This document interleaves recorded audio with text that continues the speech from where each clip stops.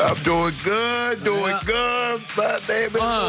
You know what? Oh, baby bird. It's highly possible that the Lakers and the Clippers will be watching the Western Conference Finals instead of playing in the Western Conference Finals. If it left up the old baby bird, they jump back. Baby bird. Baby bird. Wait, he sat in the nest for half the game. I don't know what he was doing. He already done his damage. He already done his damage. I'm about to do some right now. Okay, we're going to get to the Clippers' loss last night. But first, I want to talk about LeBron, who we will see back in action today. Of course, Blazers, Lakers, Game 2 tips off tonight. Chris Haynes was able to sit down with LeBron and follow up on the Kings' earlier comments about things going on behind the scenes that he didn't want to talk about. LeBron said it wasn't for lack of team chemistry, but said, quote, "It is a little bit more intricate than that. I might tell you when the cameras ain't on." Shannon, what do you make of this quote? I'm not even sure what he means by that quote, Skip, but no one wants to hear it because every person in the bubble is under a unique circumstance. Everybody that's in the bubble is not accustomed in a professional career of playing without fans.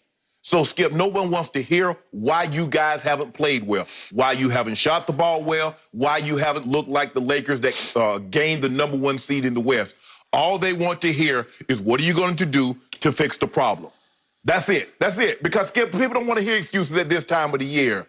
I mean, because if you're going to say there's something intricate going on, you're going to have to expand on that. You're going to have to expound on that and let the people know what exactly is going on. Because it doesn't affect the team, right? But it's still operating behind the scenes. Exactly. So people are like, man, what's going on? That's why the Lakers, nah. Skip, you know what? I used to be in the excuse business, but I opened up me a new shop, Club Shay Shay. Yeah, that what used to be excuses. Really? But people kept coming in and they want all different type of excuses, and I couldn't meet their demand, so I closed up shop and I just serve hot ales now. You know, your Cowboys, look. Cowboys got a private table in there. But Skip. We won 8 games. Okay. We also lost 8. Exactly. I expect the Lakers, I expect LeBron to play better tonight than what they played on Tuesday night. I hope so. I expect them to play better tonight than to get back to playing like they did against the Clippers, like they played against Utah.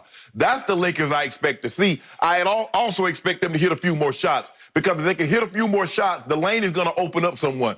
The guys are not going to go out there and try and challenge them if they can't make shots. Why? Why would I go out there when you hitting the backside of the backboard and you clinging it off the rim?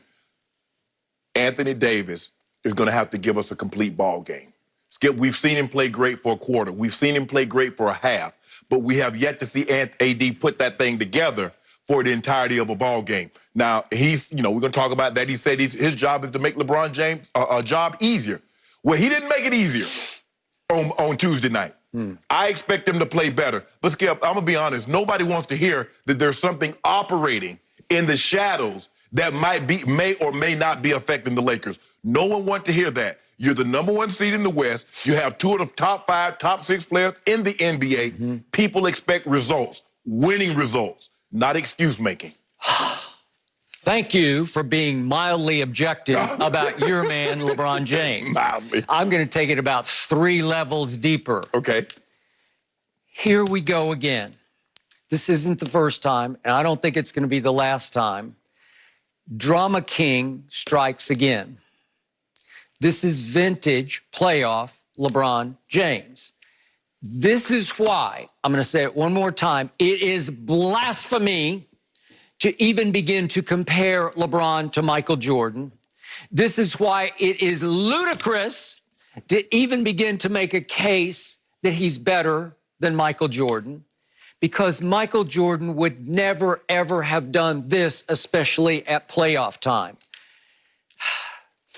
This is even worse than making an excuse. To me, this is actually planting the seeds of an excuse just in case. If it goes south in the bubble, well, it was the bubble's fault. We had an internal issue. What was it? I'll tell you later.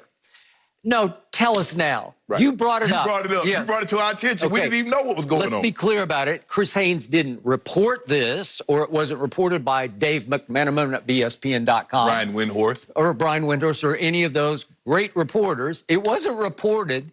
It was volunteered last week by LeBron in a big media session.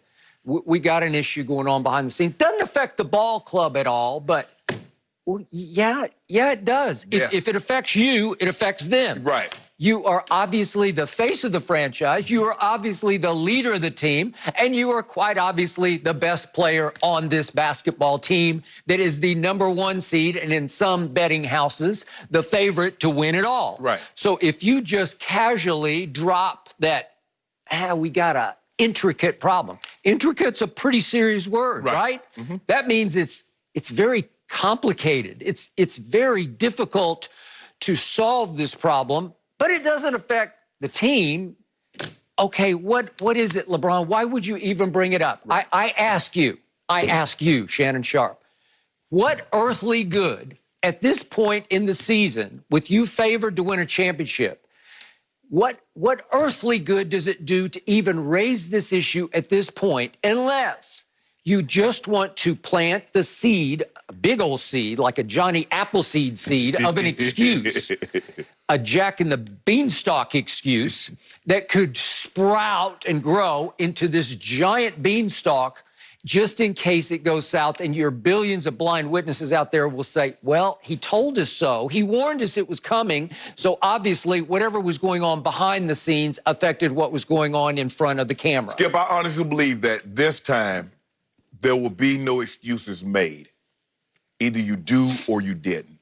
Okay, but he's trying. Skip, I don't know what he's trying to do because I don't know what good he possibly think can come of this. Because when you broach a subject, if you're not willing to expand on the subject, people are just looking at you like, huh? Why would you even bring that if you're not going to explain it? Okay, so I drive home the point once again. It's the same point I've made for, let's see, he's played 17 years. 17. I've probably made this the last 12 years on national TV. He is definitely the GOAT of blame deflection, of excuse planting, because it's always something going on where just in case it goes wrong, he can say, well, I have an out. Shannon Sharp says you're the GOAT. Shannon Sharp says you're the best player on the planet. You don't need blame deflection. Just take it, own it, and beat it. Just do it. That's all I care about. I don't need to hear this going in. And here's the problem. When you're the leader and the tone setter for this franchise, what if the Lakers, that they haven't led the league in any other category but except one, bubble complaints. This team leads the league in bubble complaints. Every time I open up my computer, they're complaining about something else inside the bubble. Right. What did LeBron say just the other day? This is going to be my toughest road to the finals. It's because of the bubble. It's because we're away from our family. Well, obviously, the Lakers aren't the only team playing in the bubble. They're all playing in the bubble. 22 started in the bubble. And here we go. And so you're all up against it.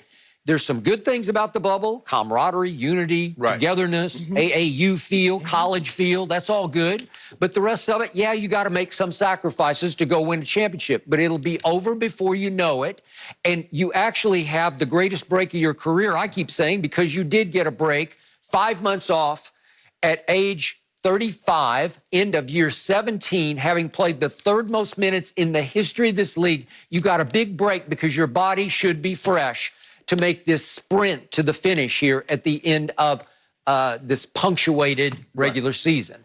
So to me, there's nothing to complain about. Yet Anthony Davis, Danny Green, every time I open up my computer, somebody else is complaining about, it's tough in there without any fans. And then Danny Green was talking about how weird it is to have those virtual fans as if they sort of distract you more than they help you.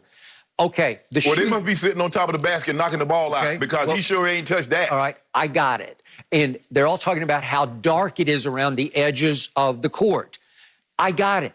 It's dark for everybody. Okay, I got it.